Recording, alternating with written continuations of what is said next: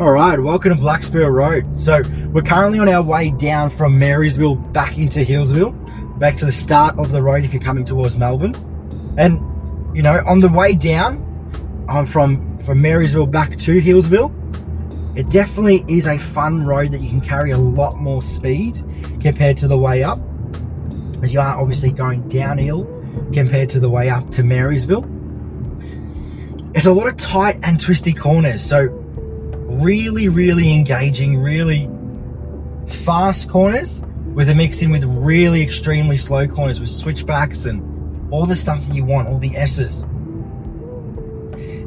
You've got on one side a cliff and the other side the cliff face, so it doesn't really reward mistakes. If you make a mistake, you're gonna have an accident, so you really need to know what you're doing when driving it. It definitely adds to the thrill of this road, but any mistake, and I've already seen it happen twice today when filming. I've come up past someone and someone's been put in the wall because it's slippery and wet today, or they've just missed the corner slightly, put a wheel over the edge, and they've been in the wall. So it is a road that you have to respect. You can't just come out here and flog it, because it will bite you back.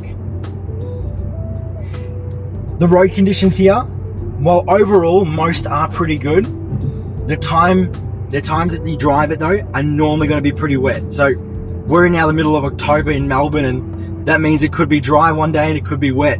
But even in the peak of summer, you rarely find this road completely dry. We've got a lot of trees around here. It does keep a lot of moisture in this forest, so you have to be careful. You really have to be careful not to know what you're doing. You also have to make sure you're worried about the bark and the trees. So today it's been a little bit windy, and there are a lot of trees that have fallen and bark that's just fallen on the ground that you are having to keep just a little bit of an eye out for as we drive. The overall road, look, it could be smoother. It definitely could be, overall road feel could be a lot better, but the potholes here are very minimal. You've got solid wires the whole way through, so there is no confusion of that. It isn't a point where it breaks. You've got great vehicle turnout points and lookout spots to actually just pull over, and for the slow drivers. Do people use them though? No. But overall, this is a great road just to drive. There's not any actual issues where you're having to worry about, man, if I take a car that's a little bit low here, am I going to bottom out? Am I going to have to worry about replacing a front bumper if I go too hard? Am I going to hit a pothole and blow up my tyre? They do make sure, the local council here, that this road is maintained well. So after spending the day driving the Black Spur, here's how it stacks up for me.